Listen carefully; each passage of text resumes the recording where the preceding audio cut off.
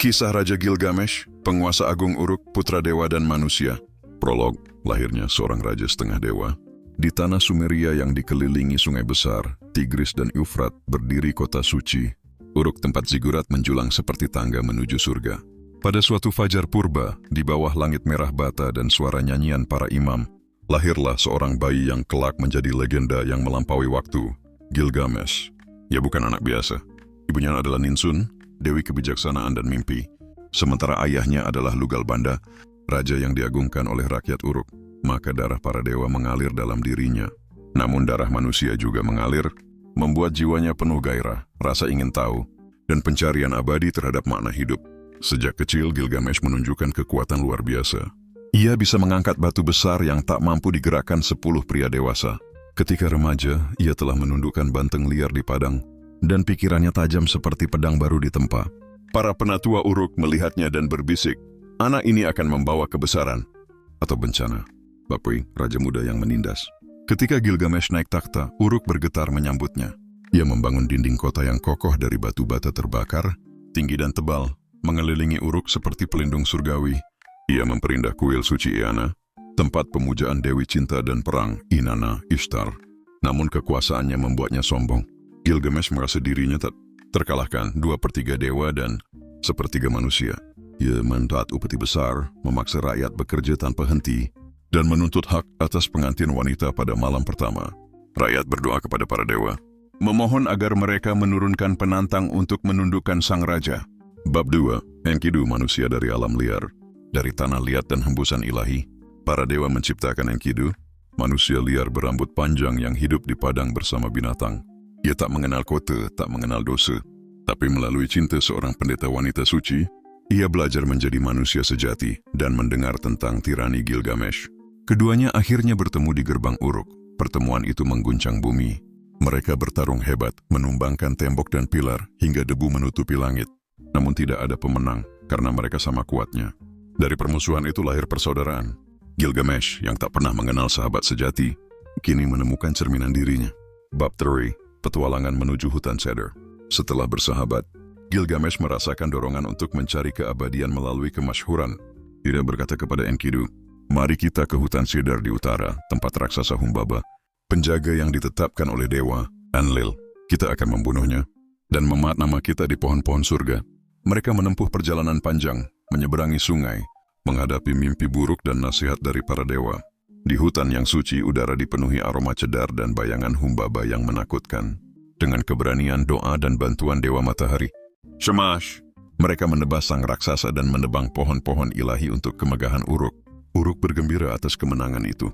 Nama Gilgamesh berkumandang di antara bintang-bintang. Bab Chafar, murka Dewi Ishtar dan banteng surgawi. Ketenaran Gilgamesh menarik perhatian Ishtar, dewi cinta yang berkuasa atas hidup dan kematian. Ia datang kepadanya, memohon agar Gilgamesh menjadi kekasihnya. Namun sang raja menolak. Ia mengingat nasib para pria yang mencintai Ishtar. Semuanya berakhir tragis. Ia berkata, "Kau adalah tunggul di ladang, embun yang berubah menjadi racun." Ishtar murka. Ia naik ke surga dan meminta ayahnya, Anu, menurunkan banteng surgawi untuk menghancurkan Uruk. Hewan raksasa itu mengamuk, membelah tanah dan menelan ratusan rakyat. Namun Gilgamesh dan Enkidu bertempur, dan berhasil membunuh makhluk surgawi itu. Namun dosa melawan makhluk dewa tidak dibiarkan begitu saja. Bab V, Kematian Enkidu. Para dewa berkumpul di surga dan memutuskan, salah satu dari 2 pahlawan itu harus mati. Enkidu terjangkit penyakit yang tak tersembuhkan. Ia terbaring di ranjang, bermimpi tentang dunia bawah. Tempat roh-roh berjalan dalam kegelapan. Gilgamesh menangis di sisinya, menggenggam tangan sahabatnya sampai napas terakhir terhenti. Tangisannya menggema di seluruh Uruk. Ia berpakaian kulit binatang, meninggalkan istana, berjalan ke padang belantara sambil berseru, "Apakah aku juga harus mati seperti Enkidu? Tidakkah ada jalan menuju keabadian?" Bab 6, Pencarian keabadian. Gilgamesh berangkat mencari Utnapishtim, manusia abadi yang selamat dari banjir, besar dan diberi kehidupan kekal oleh para dewa. Ia menempuh gurun panas melawan singa, dan menyeberangi perairan maut yang dijaga oleh perahu si kembar Siduri dan Urshanabi. Setelah perjalanan panjang, ia menemukan Utnapishtim di ujung dunia. Sang lelaki tua menceritakan kisah banjir purba, bagaimana para dewa menghancurkan dunia dan hanya dia yang diselamatkan dalam bahtera besar. Keabadian, katanya, adalah milik para dewa, tidak untuk manusia. Namun ia bersedia memberi Gilgamesh satu ujian. Jangan tidur selama 6 hari 7 malam. Tetapi tubuh manusia tak bisa melawan takdirnya. Gilgamesh tertidur. Ketika dia terbangun, dia menangis menyadari kelemahannya. Sebagai penghiburan, Utnapishtim memberinya rahasia. Di dasar laut tumbuh tanaman yang bisa memulihkan masa muda. Gilgamesh menyelam dan mengambilnya, tapi dalam perjalanan pulang, seekor ular mencurinya. Ia hanya bisa melihat kulit ular yang berganti, simbol kehidupan abadi yang bukan untuk manusia. Bab 7, kembali ke Uruk. Gilgamesh kembali ke Uruk dengan hati yang telah berubah. Ia berdiri di atas tembok kotanya dan memandang bangunan megah yang diciptakannya. Kini aku tahu, katanya. Keabadian tidak terletak pada tubuh, tapi pada apa yang kita tinggalkan, kota, karya, dan kisah. Ia memerintah dengan bijaksana, melindungi rakyatnya, dan menjadikan Uruk pusat kebudayaan yang termasyhur di Sumeria.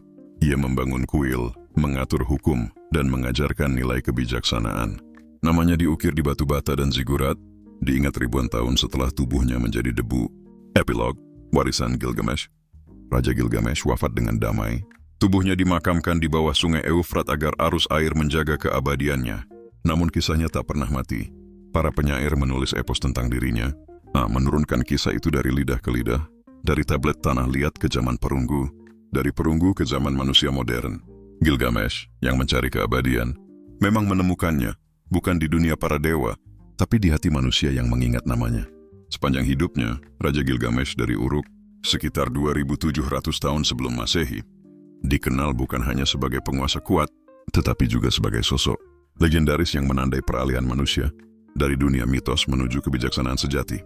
Berikut adalah hal-hal besar yang dilakukan Gilgamesh semasa hidupnya, baik yang bersifat historis maupun yang digambarkan dalam epos Gilgamesh, karya sastra tertua di dunia. 1. Membangun kota Uruk dan dinding raksasa. Gilgamesh dikenal sebagai pembangun besar. Ia memperluas dan memperkuat Uruk, menjadikannya salah satu kota termaju di Sumeria. Ia membangun dinding batu bata, raksasa yang mengelilingi seluruh kota disebutkan dalam prasasti sebagai tembok yang tak tertandingi di bumi. Tembok ini menjadi simbol peradaban manusia, ketekunan, keteraturan, dan perlindungan dari kekacauan dunia luar. 2. Mendirikan kuil dan memuliakan para dewa. Gilgamesh membangun dan memperindah kuil Eanna, tempat pemujaan bagi Dewi Inanna, Ishtar, Dewi Cinta, Perang, dan Kesuburan. Ia juga membangun kuil untuk Dewa Anu dan Shamash, sebagai bentuk penghormatan terhadap langit dan matahari. Dengan pembangunan ini, Uruk menjadi pusat keagamaan dan budaya Sumeria. 3. Menaklukkan hutan Sidar dan membunuh raksasa Humbaba. Bersama sahabatnya Enkidu, Gilgamesh melakukan ekspedisi berbahaya ke hutan Sidar, wilayah sakral yang dijaga raksasa Humbaba, utusan Dewa Enlil. Mereka membunuh Humbaba dan menebang pohon cedar, raksasa untuk bahan bangunan di Uruk. Tindakan ini menunjukkan keberanian manusia menantang batas ilahi, simbol dari semangat penaklukan dan kemajuan. 4. Mengalahkan banteng surgawi. Ketika Dewi Ishtar menawarinya cinta dan ia menolak, sang Dewi murka dan menurunkan banteng surgawi untuk menghancurkan Uruk. Gilgamesh dan Enkidu bertempur bersama dan menewaskan makhluk surgawi itu. Ini melambangkan keberanian manusia menghadapi kekuatan kosmik dan menolak tunduk pada hawa nafsu serta keangkuhan para dewa. 5. Persahabatan abadi dengan Enkidu. Hubungan Gilgamesh dan Enkidu adalah simbol persahabatan sejati pertama dalam sejarah sastra dunia. Enkidu mengubah Gilgamesh dari Raja Tiran menjadi manusia bijaksana yang mengenal empati. Melalui sahabatnya, Gilgamesh belajar bahwa kekuatan sejati bukan pada otot, tetapi pada hubungan, kasih, dan kesetiaan. 6. Pencarian keabadian. Setelah Enkidu meninggal, Gilgamesh terguncang dan takut akan kematian. Ia meninggalkan kerajaannya dan berkelana mencari rahasia hidup kekal. Ia bertemu Utnapishtim, manusia abadi yang selamat dari banjir besar, dan memohon rahasia keabadian. Gilgamesh gagal meraih hidup abadi, tetapi menemukan kebijaksanaan sejati, bahwa keabadian manusia ada dalam warisan dan nama baik yang ditinggalkan. 7. Menemukan simbol kehidupan abadi. Ia berhasil menemukan tanaman ajaib yang dapat memulihkan masa muda. Namun seekor ular mencurinya, meninggalkan simbol abadi bahwa hidup kekal bukanlah milik manusia. Dari peristiwa ini lahir mitos ular, berganti kulit sebagai lambang kehidupan abadi. 8. Memerintah Uruk dengan bijaksana. Setelah makin banyak ke Uruk, Gilgamesh berubah dari penguasa arogan menjadi raja yang adil dan penuh kebijaksanaan. Ia menegakkan hukum, melindungi rakyat, dan memperkuat tatanan sosial serta keagamaan. Pemerintahannya menandai awal kesadaran moral dan kemanusiaan dalam sejarah peradaban Sumeria. Smearner, warisan dan keabadian melalui kisah. Setelah wafat Gilgamesh dimakamkan di bawah aliran sungai Yufrat, namun namanya hidup selamanya. Kisahnya menjadi epos Gilgamesh, karya sastra tertua di dunia, yang mengajarkan makna hidup, kematian, dan kebijaksanaan manusia. Warisannya menginspirasi banyak budaya, dari Mesopotamia hingga Yunani dan bahkan Alkitab. Kisah banjir besar mirip dengan kisah Nuh. Dari kesimpulan, makna hidup seorang raja setengah dewa. Selama hidupnya Gilgamesh, membangun kota dan peradaban, menaklukkan kekuatan alam dan mitos, menolak godaan ilahi, mengalami kehilangan dan kesedihan, mencari makna kehidupan dan keabadian, dan akhirnya menjadi simbol kebijaksanaan manusia. Ia berangkat sebagai raja yang sombong dan pulang sebagai manusia yang bijak. Itulah pencapaian sejati Gilgamesh, dari kekuasaan menuju kebijaksanaan, dari kematian menuju keabadian dalam ingatan umat manusia.